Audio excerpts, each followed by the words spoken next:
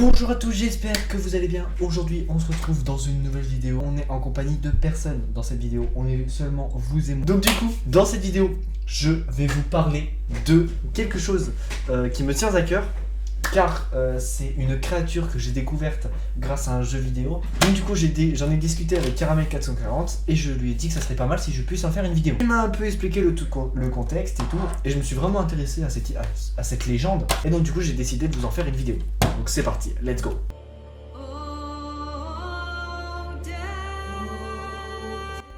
Le Wendigo est une créature surnaturelle, maléfique, qui vient d'une légende traditionnelle du Canada. La légende raconte qu'il était une fois un chasseur qui se promenait, qui s'est perdu dans la forêt glaciale au Canada et qui, pour survivre, il a mangé de la chair humaine d'autres personnes. Voilà, bon après pour survivre.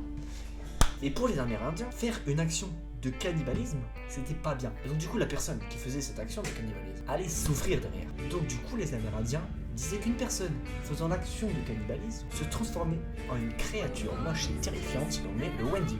Selon quelques reportages, les personnes ayant vu un Wendigo le décrivent toutes de la même manière.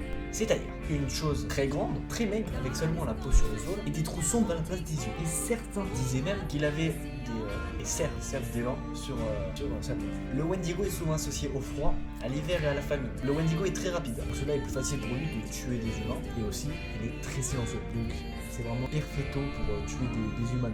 Il faut savoir un truc, c'est que quand un Wendigo se transforme quand un homme se transforme en Wendigo, il garde la mentalité de l'humain, mais qu'en même temps s'ajoute l'esprit prédateur, l'instinct prédateur de l'animal. Donc du coup, c'est ce qui le rend plus dangereux. Le Wendigo est redouté par les Amérindiens car il possède des puissances surnaturelles, comme le fait que le Wendigo soit impossible à tuer, car il possède les anticorps de l'homme et de l'animal, ce qui veut dire que quand il a une petite cicatrice, une petite blessure, elle se cicatrise très rapidement. Il peut aussi changer le climat autour de lui, c'est-à-dire que si vous êtes dans une ambiance été, le Wendigo y arrive, il fait là vous êtes en hiver, vous pelez les coups. C'est bon pour vous. Puis est apparue la fièvre du Wendigo qui a été racontée par toutes les grand-mères. Les premiers symptômes de cette fièvre, c'est une odeur immonde, dégueulasse, ça pue la mort, hein. C'est comme un P qui sort d'un cul chaud. Donc comme si à l'intérieur de son corps, tout devenait pourri et que son âme était devenue pas pure, l'inverse de pure. Puis lorsque la personne s'endormait, il faisait des cauchemars atroces pendant toute la nuit, ce qui l'empêchait de dormir. Puis quand tout devenait insupportable, que la chaleur était là, que la fatigue, vu qu'il ne peut pas dormir et qu'il fait des cauchemars, c'est horrible, le malade se ruait vers la forêt glaciale pour ne plus jamais revenir, pour sûrement devenir un Wendigo. Donc ça, c'était un peu la légende du Wendigo. Mais il faut savoir que les Wendigo, c'est devenu très célèbre. On les retrouve partout dans la pop culture, comme dans le film Cimetière, qui est un film adapté qui est un livre de Stephen King qui a été adapté au cinéma.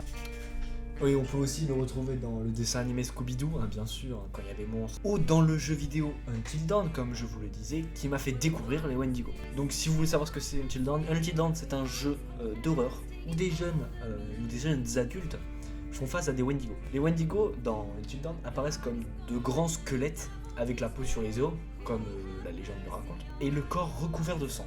Ils sont extrêmement agiles, ils bondissent de mur en mur pendant tout le jeu.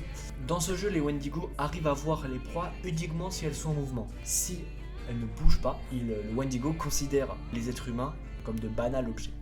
Et il faut savoir aussi que pour tuer un Wendigo dans le jeu, le tueur de Wendigo est armé d'un lance-flamme. Donc seulement, plus la chaleur est présente, donc si vous le brûlez, il meurt directement.